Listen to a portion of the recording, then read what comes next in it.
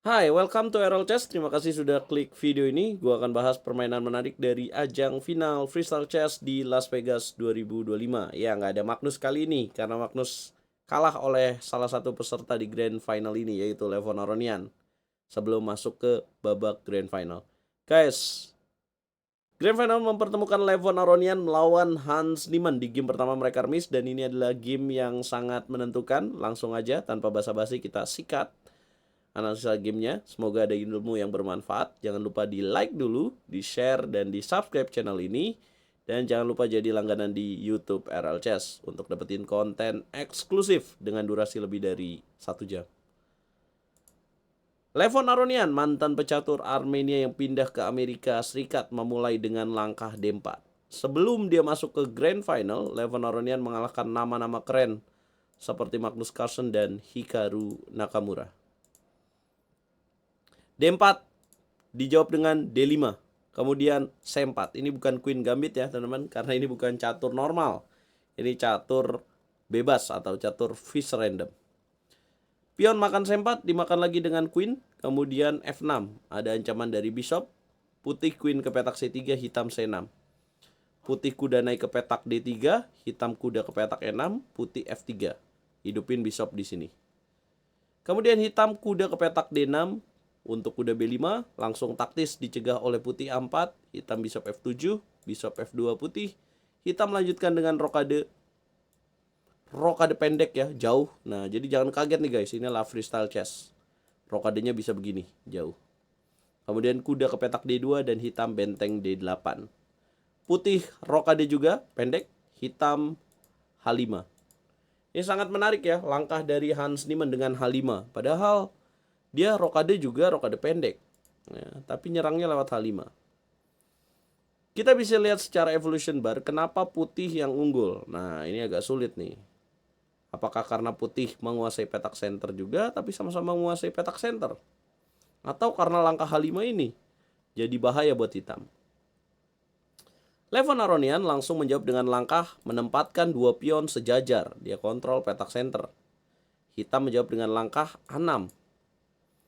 Kemudian putih benteng E1. A6 nih kurang bagus ya. Seharusnya A5 lebih bagus. Kemudian benteng ke petak E1. Hitam Bishop ke petak A7. Ancaman diagonal. Putih langsung taktis. Kuda B3. Cover pion di petak D4. Dan hitam B5.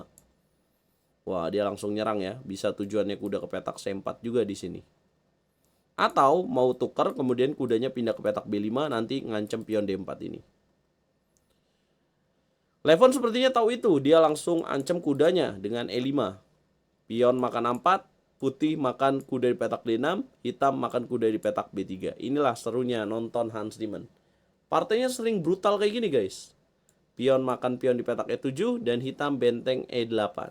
Harusnya di sini benteng D7 jauh lebih tepat untuk tetap ngancam pion D4 juga. Apa yang salah dari benteng E8? Kalian bisa tebak gak apa langkah terbaik putih di sini? Putih bisa jalan kuda B4. Jadi ketika hitam di sini makan, kemudian putih dapetin pion di petak C6. Tetap unggul pion Levon Aronian. Hitam benteng ke petak C7. Kemudian putih dorong D5. Pertukaran Bishop coba dilakukan. Hitam kuda ke petak F4. Nah, ini menarik sekali. Dan putih langkah ke-20 bisa lakukan Royal Fork kuda ke petak E7. Benteng makan kuda. Kemudian dimakan lagi, Queen makan Queen. Dan kemudian dimakan lagi dengan pion. Ini formatnya catur 30 menit plus 30 detik ya teman-teman. Ya, kalau kita balik mundur ya, ini menarik juga. Kenapa si Hans Niemann biarkan kuda ke petak E7? Karena itu memang jawaban terbaiknya ya teman-teman. Jadi benteng C7 ini bukan langkah yang tepat. Harusnya kalau mau jaga petak E7 ya tetap benteng E8. Tapi tetap sama aja sih kena ya. Jadi gara-gara kesalahan benteng E8 ini harus dibayar mahal dengan idenya ancaman kuda ke petak B4 ini.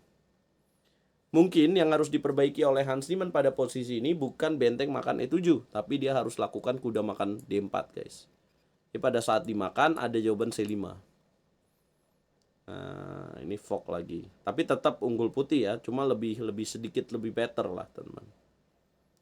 Oke, kita back to the game. Setelah makan benteng E8, kuda B4, makan, kuda C6, benteng C7, dorong, kuda F4, kuda E7, kemudian dimakan, makan lagi, queen makan queen, pion makan queen, bishop makan bishop, king makan bishop, dan kuda makan pion D5.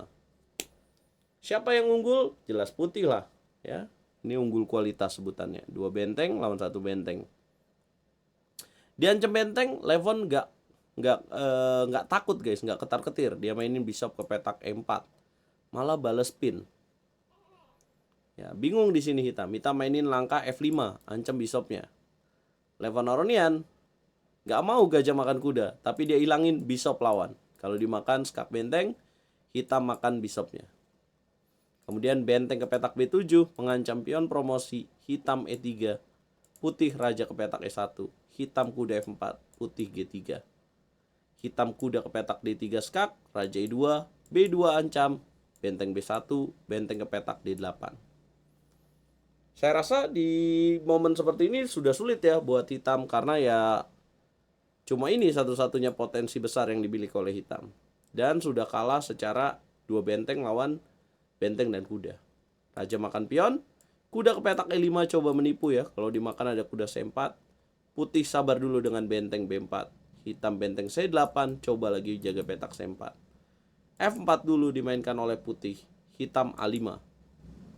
Benteng A4 skak, benteng A4. Kemudian apabila benteng skak ada raja D4 ya. Maka hitam kuda G4, raja D3, benteng D8, tutup dengan benteng D4, benteng B8 dan H3. 37 langkah aja.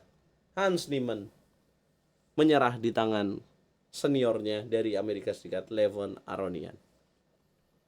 Game yang sangat menarik ya. Satu kesalahan bisa berujung lanjut terus guys, dan di-convert untuk menang.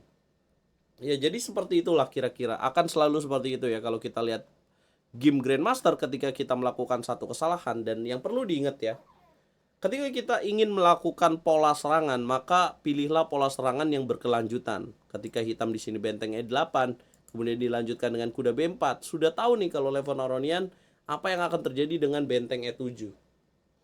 Nah, inilah pola yang harus kita tiru dari Grandmaster Super, teman-teman. Yaitu pola membangun ancaman yang berkelanjutan sampai benar dapat keuntungan dari posisi ini. Ya, itulah yang terjadi, teman-teman. Dan peringkat 2 dari game ini, peringkat 2 dari turnamen ini adalah Hans Niemann. Hans Niemann juga sangat luar biasa sebenarnya. Ya, mampu berada di atas Magnus Carlsen di peringkat ketiga. Magnus mengalahkan Hikaru. Ya, Magnus sendiri bilang kalau hari pertama dia waktu di group stage dia tidak bisa mengontrol nervousnya dia. Bayangin, Magnus Carlsen aja yang udah sering jadi juara masih nervous guys. Dan dia tidak bisa mengontrol itu. Makanya dia disappoint ya. Dia bilang disappointment di hari pertama group stage-nya. Apa komentar kalian teman-teman? Tidak semua akan Magnus pada waktunya ya ternyata. Dan senang kembali melihat Levon Aronian menjadi juara di ajang Super Grandmaster. Jangan lupa bantu video ini berkembang dengan cara like, share, komen, dan subscribe. Berapa hadiah yang didapetin? Banyak banget lah pokoknya. Ya, saya males ngitung duit orang guys. Jangan lupa like, komen, dan subscribe. Kita ketemu di video berikutnya guys.